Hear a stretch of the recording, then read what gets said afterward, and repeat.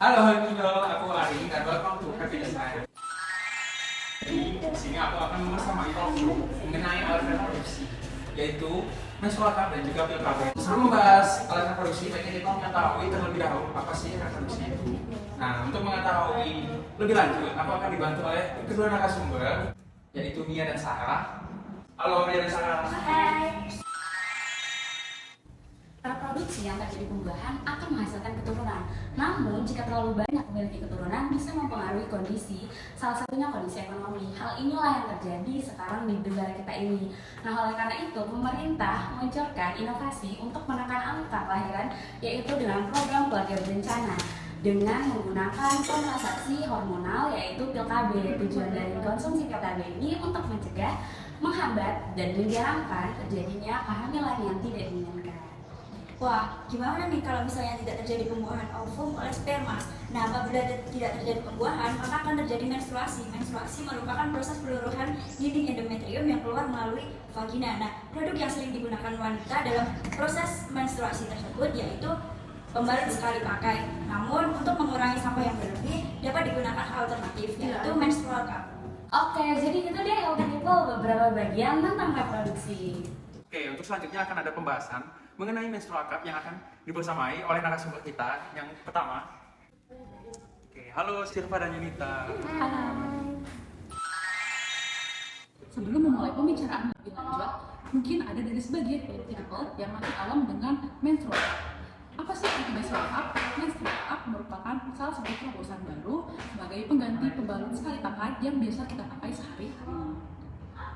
Nah, menstrual cup ini juga lebih ramah lingkungan loh Healthy People, karena jika dibandingkan dengan kalian menggunakan pembalut, menstrual cup ini jauh lebih ramah lingkungan karena tidak meninggalkan sampah plastik dan bisa digunakan berulang kali. Lebih baiknya lagi, Healthy People juga bisa menghemat biaya yang digunakan untuk membeli pembalut. Kenapa? Jadi kalau kalian membeli satu buah menstrual cup sama dengan membeli pembalut untuk 5 periode menstruasi kalian. Padahal menstrual cup ini jauh lebih lama bisa dipakai, bahkan hingga 10 tahun.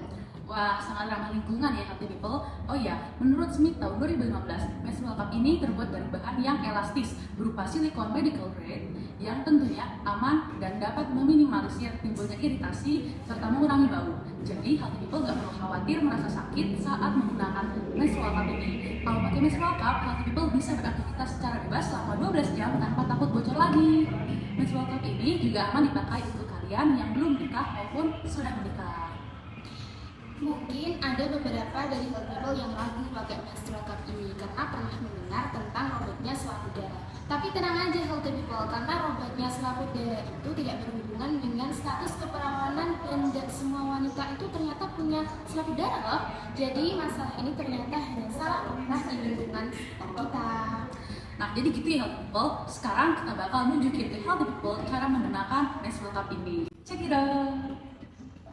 Pertama, Healthy People keluarkan dulu mens cup dari tempatnya, lalu rebus dengan air mendidih. Kalau udah, pastikan tangan dalam keadaan bersih ya. Cara pasangnya tinggal cari tempat nyaman dan lipat mens cup sesuai keinginan Healthy People. Lalu masukkan pelan-pelan ke lubang vagina. Begitu juga dengan cara mengeluarkannya. Gampang banget kan? Oke, terima kasih kepada Silva dan Yunita. Yang buat selanjutnya akan ada pembahasan mengenai pil KB yang akan dibersamai oleh narasumber yang kedua, yaitu Husaina dan Farah. Halo Husaina dan Farah. Nah, pil KB sendiri ini merupakan alat kontrasepsi hormonal yang umumnya digunakan untuk mencegah kehamilan. Cara kerjanya sendiri dengan cara menghambat proses pembuahan dan implantasi janin pada rahim. Nah, pil KB ini dapat mencegah ovulasi dan mengentalkan lendir di leher rahim sehingga sperma sulit untuk mencapai ke ovum. Tidak semua wanita dapat menggunakan pil KB ini karena pil KB tidak direkomendasikan bagi wanita yang memiliki berat badan berlebih, wanita berusia di atas 35 tahun, dan wanita proaktif. Nah, pil KB sendiri ini kita dapatkan di apotek-apotek terdekat. Namun, jika ingin mendapatkannya perlu resep dokter terlebih dahulu karena pil KB ini memiliki beberapa jenis-jenisnya. Nah, untuk kita tahu lebih lanjut mengenai jenis pil KB, kita panggil yuk Husi. Hai Husi. Nah, Husi kasih tahu dong apa aja nih jenis-jenis dari pil KB?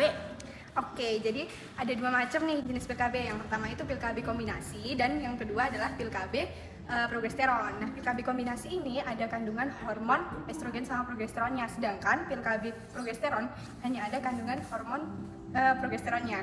Nah, apa sih sebenarnya bedanya? Sebenarnya cuma di kandungannya aja, untuk pil KB progesteron itu umumnya digunakan untuk ibu menyusui dan perempuan yang memang tidak bisa mengkonsumsi hormon estrogen.